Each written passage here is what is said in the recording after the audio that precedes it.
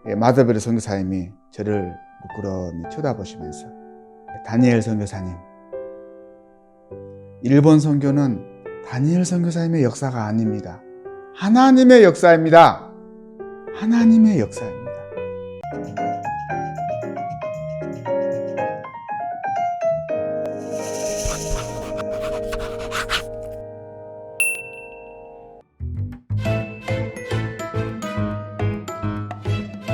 저희들이 1988년 일본에 왔습니다만 당시에는 류알리 선교사님 방에서 주일 예배를 드렸습니다.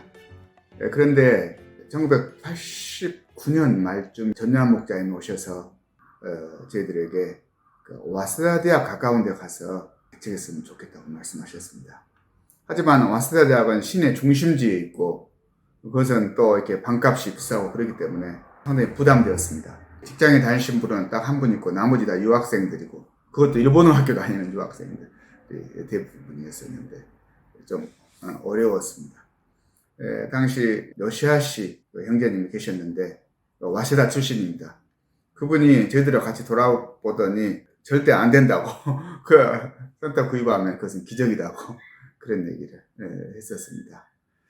그러던 중에 하나님께서 저희들에게 1년간씩 말씀으로 여호수아서 6장 말씀, 여리고 작전을 해보도록 안내해 주셨습니다. 그때 저희 선교사님들은 해도 안 되니까 이제 우리 그냥 찾으러 다니지 말고 이 말씀에 순종해서 와세다 캠퍼스를 우리가 6일간 돌고 7일째는 7번 돌고 거기서 이렇게 기도하고 다시 도전하자 그런 얘기를 했습니다. 그렇게 하고 이제 좀 비가 오는 날도 가가지고 기도하고 7일째는 정말로 그 캠퍼스에 가서 또 7번 돌고 기도를 했습니다.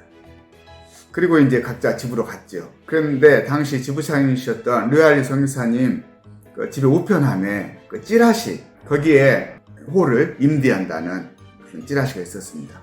그걸 보고 이제 복덕방을 거쳐서 주인을 만났습니다. 그때 일찍기라고 하신 상당히 나이 드신 분이신데 저희들과 대화를 나누시더니 저희들을 그대로 신뢰하고 보증인 없이 그때는 보증인 없이 집을 얻는 것은 거의 불가능했었는데 그냥 자기 그 2층 홀을 빌려주시겠다는 것입니다.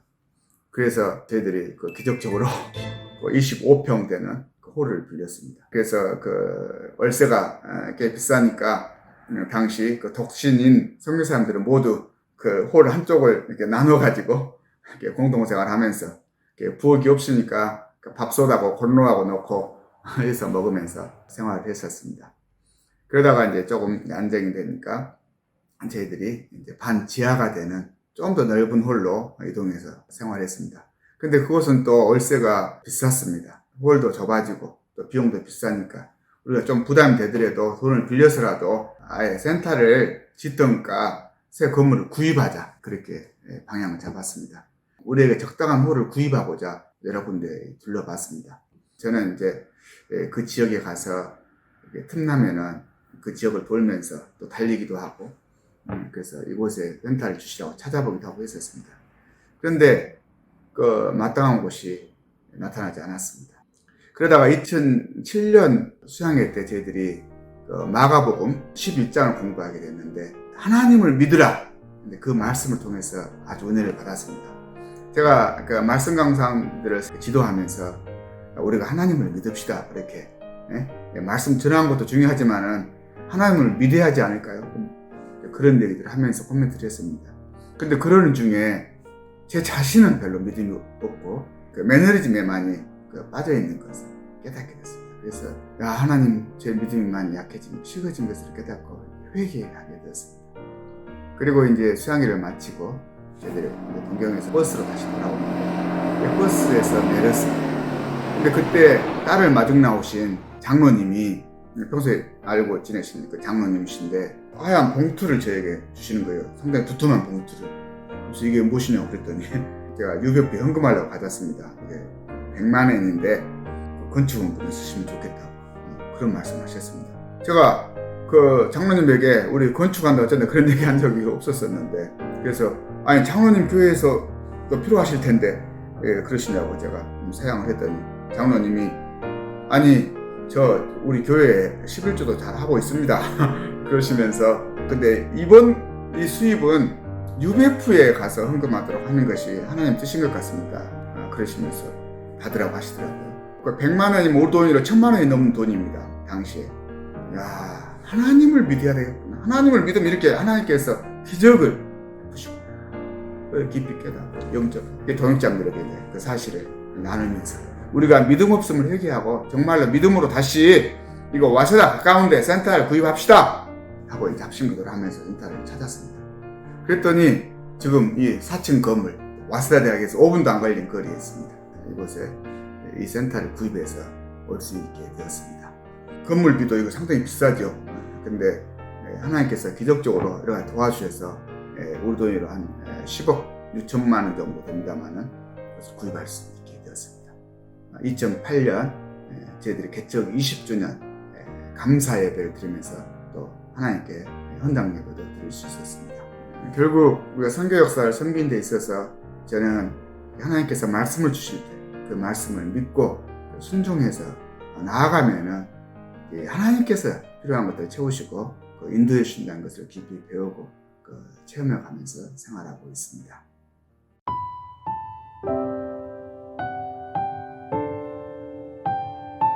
일본은 선교의 불모지라고들 합니다. 실제로 1549년에 기독교가 일본에 들어왔는데 500년이 다 되어가는 현재 일본 기독교 인구는 전 국민의 1%에 미치지 못한다고 합니다. 선교가 어려운 것은 사실인 것 같습니다. 그렇다고 하나님께서 일본에서 쉬고 계신 것은 아닙니다. 요한복음 5장 17절을 보면 예수께서 그들에게 이르시되 내 아버지께서 이제까지 일하시니 나도 일한다 하시매 내 아버지께서 이제까지 일하시니 나도 일한다 하시매 하였습니다. 하나님께서는 일본에서도 이제까지 일하시고 지금도 성령으로 함께하사 일하시고 앞으로도 일하십니다. 예를 들어 역대 일본 총리의 13%가 크리스천입니다.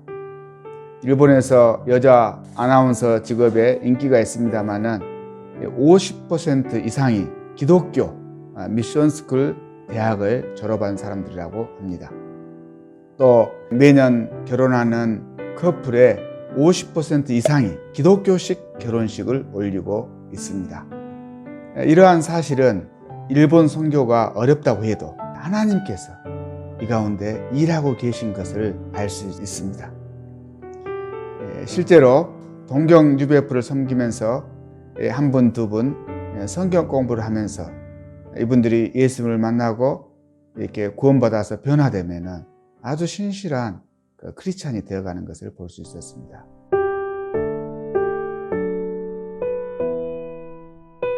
저는 1988년부터 일본 UBF 개척 역사에 동참하였습니다.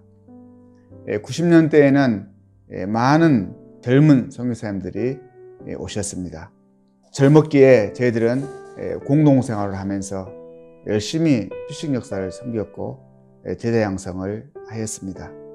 많은 일본인 목자들이 성장하게 되었습니다. 그런데 2000년에 UBF 일부 지도자들에 대한 부정적인 소문이 동경에 들어왔습니다. 결국 2001년에는 많은 선교 동역자님들이 떠나갔습니다. 저는 친형제처럼 함께 동역했었는데 한 분, 두 분 떠나갈 때 너무 힘들었습니다. 때로는 이분들에 대한 배신감으로, 때로는 제대로 숨기지 못한 제 자신에 대한 죄책감으로 사람을 만나는 것도 싫어지고 이 동경을 떠나고 싶어졌습니다. 결국 저는 그의 여름방학에 전교사 1급 연수를 신청해서 본국으로 피신하였습니다. 그런데 어떻게 하셨는지 전유함 목자님께서 공항에 오셔서 저를 픽업하시고 여름 수양회에 참석하게 해주셨습니다. 그곳에서 여러 시니어 목자님들의 사랑과 섬김을 받고 또 말씀을 공부하면서 조금씩 상처받은 제 마음이 치유되었습니다. 그리고 2002년부터는 일본 지부장으로 세움을 받았습니다. 막상 일본 지부장이 되어서 섬기려고 하니 너무 힘들었습니다. 2003년에는 처음으로 일본 선교사 수양회를 개최하게 되었는데 준비하는 과정이 너무 팍팍하고 많이 힘들었습니다. 그래서 그때 수양회에 참석하신 마다베리 선교사님에게 일본 선교가 너무 힘들다고 말씀드렸습니다. 그랬더니 마다베리 선교사님이 저를 부끄러움이 쳐다보시면서 다니엘 선교사님, 일본 선교는 다니엘 선교사님의 역사가 아닙니다. 하나님의 역사입니다. 하나님의 역사입니다. 다니엘 선교사님은 하실 수 있는 것 하시면 돼요. 그렇게 말씀하셨습니다. 저는 그때 그렇구나. 내가 뭐 잘한다고 잘 되는 것도 아니고 내가 못한다고 안 되는 것도 아니다는 것을 알게 되었습니다. 그리고 이 역사는 하나님의 역사다. 하나님께서 일하고 계신다. 성령께서 인도해 주신다. 그런 생각을 할 수 있게 되었습니다. 그래서 그 이후로 이렇게 주일예배 참석자라든가 또 제자 양성의 열매에 대해서 마음이 흔들리지 아니하고 내가 할 수 있는 것을 하고자 마음 먹고 섬기게 되었습니다. 그래도 늘 부족함을 느끼고 회개해야 했지만 이 역사는 하나님의 역사이니 하나님께서 알아서 해주시겠지. 뭐 하나님의 역사이신데 그렇게 섬겼습니다. 그때 제 마음이 편해지고 또 동역자분들도 저를 보고 편하게 느끼신 것 같았습니다. 또 그러면서 점차 이제 동역자분들이 본인들이 하실 수 있는 찾아서 해 주셨습니다.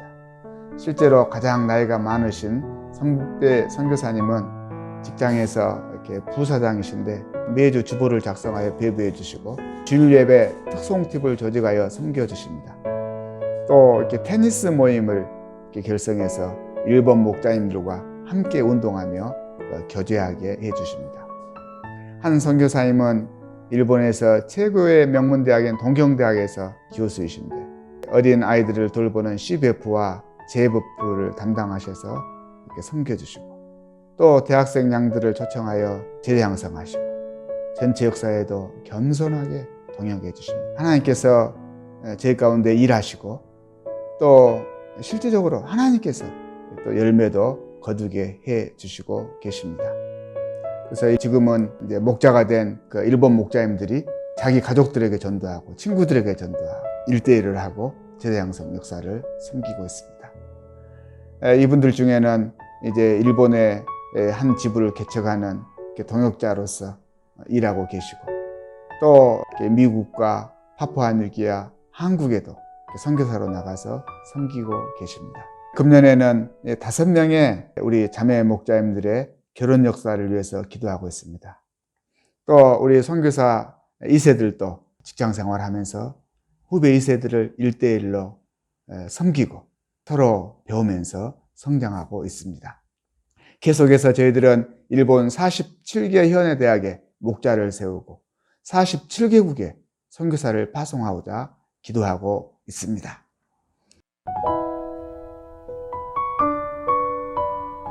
저는 매일 새벽 5시면 일어나서 센터에 가고 한 7시까지 기도와 일용할 양식, 소감을 쓰는 시간으로 보내고 있습니다.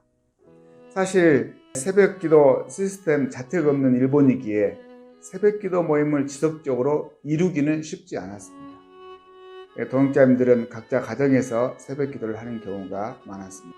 이 가운데 저는 저 한 사람이라도 매일 꾸준히 새벽 기도를 통해서 받은 은혜가 많아서 나 한 사람이라도 빠지 않고 새벽 기도를 드리고자 하는 그런 마음으로 계속 새벽 기도를 하고 있습니다. 그럴 때 기도가 응답되는 것들이 참 많았습니다. 그뿐만 아니라 추운 겨울 기도실에서 기도할 때 성령께서 저를 이렇게 아주 따뜻하게 해주시는, 저를 감싸주는 것도 체험했습니다.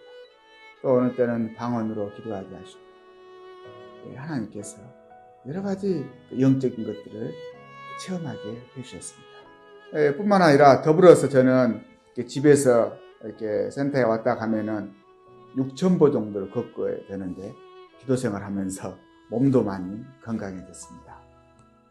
3년 전부터는 직장에서 점심 시간에 밥을 먹는 대신에 기도문을 쓰고 있습니다.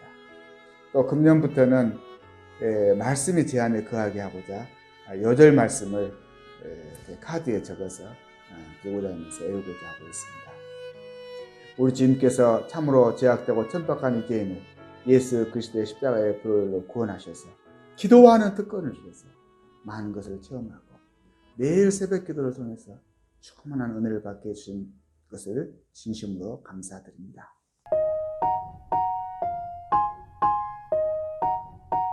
제가 듣고 배운 대로 애들이 아주 어렸을 때부터 저는 그 아장아장 성경, 예전에 아장아장 잘할 때는 그것을 펴놓고 이렇게 보여주고 가르쳐 줬습니다.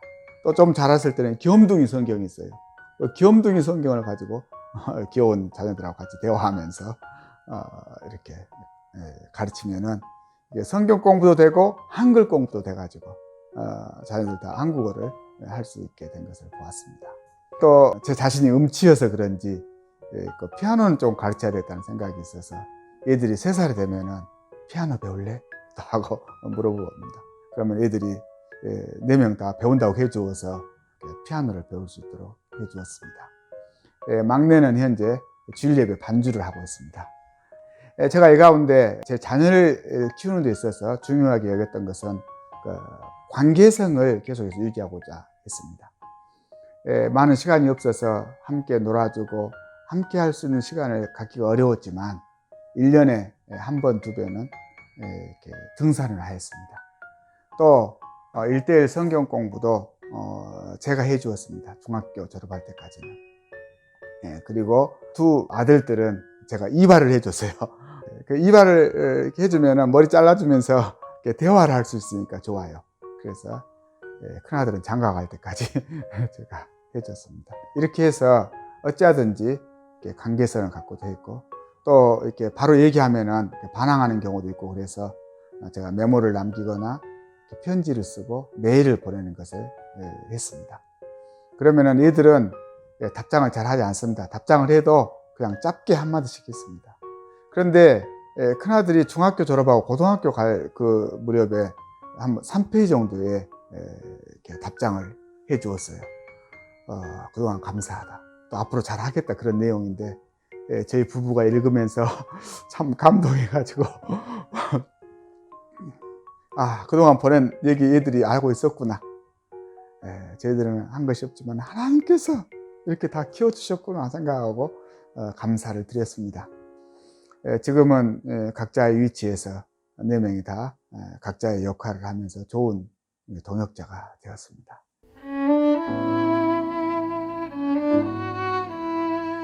제가 텐트 메이커 미셔너리로서 사명이 없었더라면 제 별명이 느림도 군병이었는데 게으른 또 불평불만이 많은 그런 인생을 살았을 것입니다. 교사 생활을 해도 적당히 타협하면서 살았을 것입니다. 그러나 제가 텐트 메이커 미셔너리 그 자비랑 선교사로서 그런 사명이 있었기 때문에 주말에도 복음 역사를 섬기면서 부지런히 살 수 있었습니다. 또 제가 사명감이 있었기 때문에 직장일도 열심히 해서 교감도 하고 그렇게 할 수 있었습니다. 하나님께서 부족하고 연약한 저에게 텐트 메이커 미셔너리의 사명을 주시고 정말로 하나님 안에서 하나님의 도움을 받으면서 많은 것을 체험하고 감사하는 또 행복한 삶을 살 수 있게 해주셔서 감사합니다.